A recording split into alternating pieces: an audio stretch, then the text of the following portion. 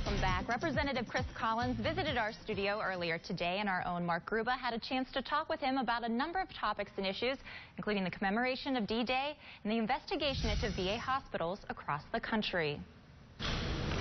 Pleased to welcome Congressman Chris Collins from the 27th District to the show today. He represents parts of Monroe and Ontario, as well as Orleans, Genesee, Livingston, and Wyoming counties in our viewing area, and of course Niagara and Erie counties as well. Right. Chris, great to see you. Thanks for coming in. Yeah, I'm happy to be with you. Now today, of course, as you know, and our viewers are well aware, is the 70th anniversary of the D-Day Allied invasion.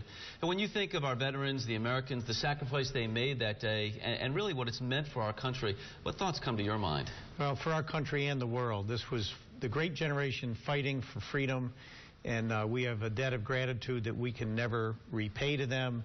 We owe them so much. So to honor their sacrifice, which is today, D-Day, the anniversary of D-Day, it's appropriate to remember back, and quite frankly, with the VA and everything going on, it's a proper time for America to own up to the fact we haven't been treating our veterans as we should. And that's come all the way around, and we're seeing some bills now that will hopefully deal with this unacceptable backlog, lack of service. I've just introduced a bill to deal with certainly the World War II vets at what we would call, unfortunately, end of life and hospice care. Today, they're too often being denied hospice because this generation never applied for VA benefits. They came back from the war, married, raised a family, got a job. They never applied for benefits, and now, at a point in time, end of life, hospice care, which can mean so much to the family, the VA is denying that.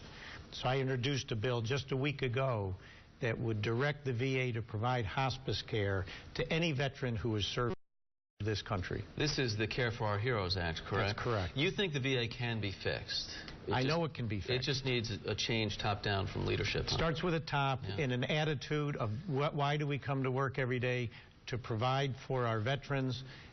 Delays are not acceptable. You know, I'm a Lean Six Sigma guy. A properly driven Lean Six Sigma program in the VA could fix it quicker than people might otherwise think because it's a bureaucracy gone amok. But it starts with the top. Why are we coming to work? What are acceptable metrics? And you go from there. And thankfully, General Shinseki is gone. I called for his resignation 14 months ago.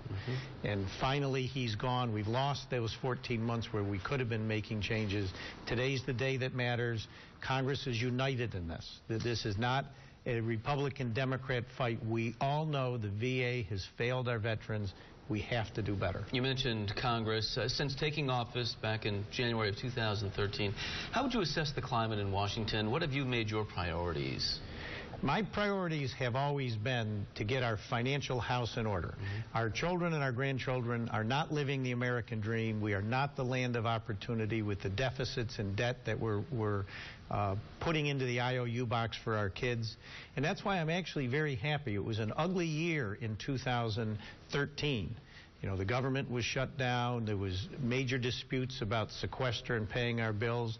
And we did finally come together with Patty Murray and Paul Ryan on an agreed-to discretionary budget. We're actually passing appropriation bills today. We've passed 3 in the House before June 1st. That's unheard of.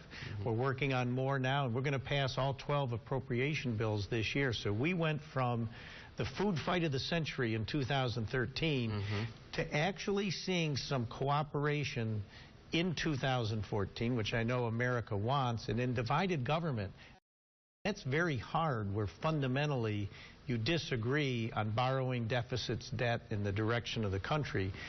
But I think most people are seeing Congress come together a bit now, and certainly we will on the VA. We'll end it there. We're glad to hear that positive news as we wrap up our interview. Thanks for your time, Representative Collins. Thanks for bringing me in. Absolutely.